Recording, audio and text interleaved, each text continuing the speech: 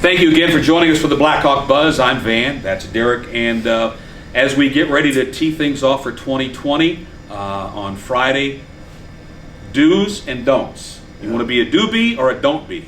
I think everybody wants to be a do-be if we want to maintain keeping our doors open, right? Yeah, so here we are last Friday, right? We get the notice from Governor Evers that, hey, we're lifting the ban and everybody can play golf on the 24th of April. And man, my phone has never buzzed so much in my life. And you're sitting there and you're going through all that stuff and the enthusiasm's at an all-time high. While for me, I'm sitting there going, how are we going to manage this? And is there anything that good can come of it? Because I can tell you, looking across the lake here, I don't know if you've been following it, but they've already been getting beat up on social media because they have homeowners that have golf carts that are going to do curbside delivery, and there are people that are taking pictures of them and video of them as if they're out playing golf and not obeying the rules and things like that, and they're getting beat up on social media right now. So when you get to Blackhawk, what can you expect? The clubhouse will not be open. At this point, the bathrooms will not be available. The golf shop will not be open. However, Matt and I will be in there, and we'll get to that in a second. And there will be no golf carts. There will be no kangaroo caddies or electric carts because that increases the touch points in the storage. And quite frankly, I don't have any place to put them because all of our patio furniture is still in storage, which is where we store those things. And the patio furniture, if we were to put it on the patio, would invite people congregating and things like that. So we have to be really careful. So when you get here to Blackhawk, I would ask you to park as close to the putting green as possible. Chad and his group, along with Matt and myself, although still functioning, will be using that tunnel. His maintenance group will be going through there, and we don't want to have any accidents with people going through there and turning the corner, and here comes one of the maintenance people. So we ask that you come here.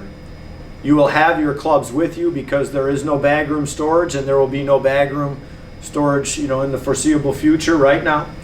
You're going to take your clubs out. You're going to put them onto maybe your own pull cart, maybe your own electrical pull cart, or just take them out to walk. Come down by the putting green, go to the first tee without getting together as a group or seeing your other friends, which is going to be hard, especially when you're coming that way and people will be coming off 9 and walking to 10. I ask you to do your best, or the best, to stay separated there by the 6 to 10 feet that people are asking for. And we also know that you might come here as a family and you're eating dinner every night, so you don't feel as though there's any problem. But you got to make sure that right now, the perception is also something that's going to be alive.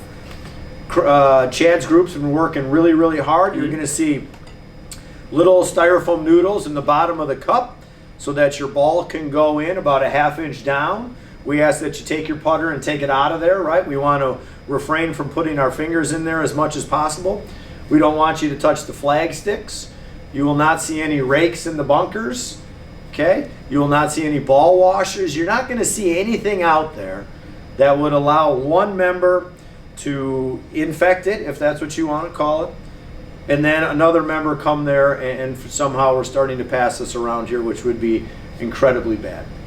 We've gone back and forth about our pull carts that we'll have here. However, remember, because all of our employees are on furlough right now, you're just going to have Matt and I going back and forth. If he's on Monday, I'm on Tuesday. He's on Wednesday, I'm on Thursday.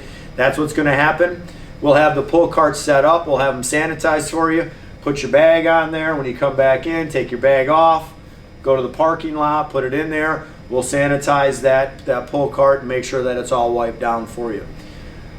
We're going back and forth on the bathroom thing. I hear you. Look, the water's not turned on the golf course right now, so our bathrooms on the golf course are not functioning, which might be a good thing because I think that'd be very difficult for us to kind of manage. We thought originally coming inside, but with the new orders, it seems very specific that you can't do that.